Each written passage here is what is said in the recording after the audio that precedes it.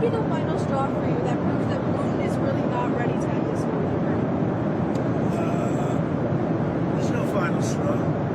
Sometimes you have to let it fight out, and they're fighting it out. And it's been a tough war for Putin. He's lost a lot of soldiers, maybe 1 million. That's a lot of soldiers. And it's been tough for Ukraine. It's been tough for both. Sometimes you have to let it, just get bought out. We have, I've settled 8 wars. I thought that one would be easier than some of the ones we settled. And by the way, we got 3 hostages back. The hostages were so sad. We're talking about dead bodies,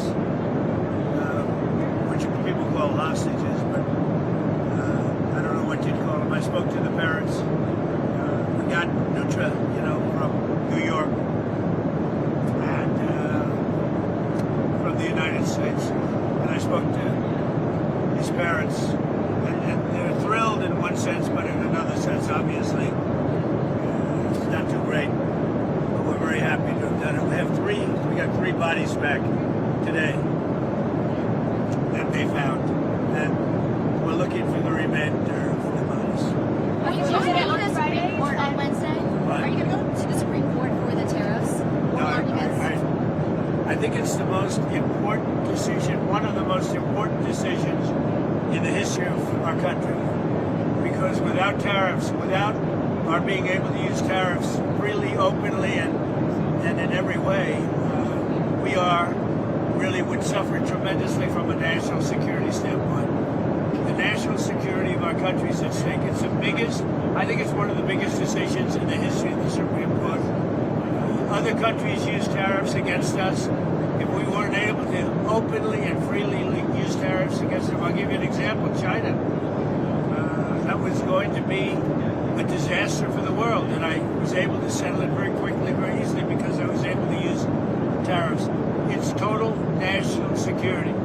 And economic health is also part of national security, by the way. But without tariffs, our country would be in great jeopardy. So will you attend the oral arguments at No, I don't think so, because I don't want to call a lot of attention to me. It's not about me, it's about our country. I'll be going to Miami. I'm going to make a speech in front of a large group of people in Miami, and said I wanted to go so badly. I just don't want to do anything to deflect the importance of that decision. If we don't have tariffs, we don't have national security.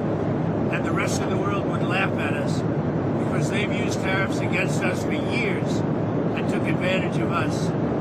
And you see what's happened. We've become wealthy. Our stock market hit a record high on Friday. A record high. It's hit 48 record highs during my term. And a large part of that's because of tariffs and our good trade deals. Without that, you couldn't make a good trade deal. And we were subject to being abused by a lot of other countries. Years, not anymore. Tariffs have brought us tremendous national security. Venezuela. Is there a deadline for Venezuela to act against these alleged drug gangs before they face? I don't ever set deadlines. I do what I do, but I don't set whether it's Venezuela or anything else. I don't set deadlines. You said that it's not true that you made a decision on striking inland in Venezuela, but are there actual plans for those strikes in the near future? Well, how can I answer a question like that? Are there plans for a strike on Venezuela? Who would say that? Supposing there were, would I say that to you? We have very secret plans. Who would say that? What kind of a question is it? Look, we'll see what happens with Venezuela. Venezuela sent us thousands and thousands, hundreds of thousands of people from prisons, from mental institutions, drug addicts, and so did other countries. That's the bad. Other countries did it too, because we were run by very stupid people, very, very stupid people. Biden was the worst president in the history of our country by far. We had open borders, and many countries, the Congo, many countries, they sent their prisoners. They sent prisoners. They sent drug dealers. They sent drug addicts. They sent anybody that they didn't want. They sent them through our country. And Venezuela was one of the worst abusers. Democrats say that the way that this shutdown ends is if you directly engage and negotiate a deal on extending these ACA subsidies open up the country. You know, we voted 14 times to open the country. We have voted 14 times to open the country, and they vote to keep it closed. All they have to do is vote to open the country, and we only need 5 Democrats. They have a lot of Democrats. We only need 5. But the Republicans have voted 14 times to open the country. You directed your lawyers on SNAP. You directed your lawyers on SNAP benefits. You put out that True Social post on Friday, directing your lawyers to look into whether or not you can move around funds. What did they get back to you to find out if Well, you can pay it's a those? much easier situation than that. If they vote to open the country and it's open up immediately, we don't even have to think about that. Mr. President, I wanted to ask about. Prince Andrew in the UK has had his royal titles stripped away because of the Epstein scandal.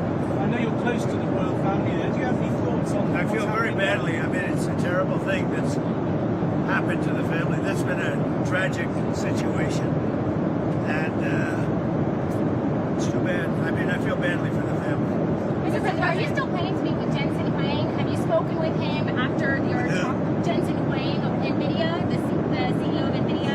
Yeah, I've spoken to him. What about it? So are you planning to meet with him? You said when you I were... meet with, look, he's one of the great geniuses of our time.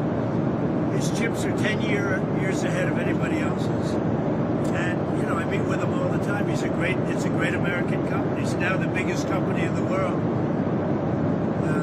So what would you like to know? So I what mean, does NVIDIA is really just a brilliant company. The chips are 10 years. The new Blackwell that just came out, it's 10 years ahead of every other chip. But there's nothing to meet with other than say, congratulations. But no, we don't give that chip to other people. Are you meeting with the Syrian president? We don't give that chip to other Are you people. meeting with the Syrian president at the White House? Or did you invite him? The Syrian president? The Syrian president? He may be coming. I don't know. I mean, he's working very hard. We took sanctions off of Syria to give them a chance at survival. And I hear he's doing a very good job. Thank you very much, everybody. I'm going to try and watch 60 Minutes, but I may be delayed. Let's see if they treat me better than they treat other people. Although, I do say this, they treated Kamala very well. You're going to watch it on In here. fact, they changed her answers. You're going to watch it here, Mr. President. I will try, but we may land just as it starts, right? It's very split second. But thank goodness for TiVo or something thereof, right? TiVo. We're a big fan. We love TiVo. We love TiVo. One of my favorite, one of the greatest inventions in history. And have a good time. Thank you. Thank you, Mr. President.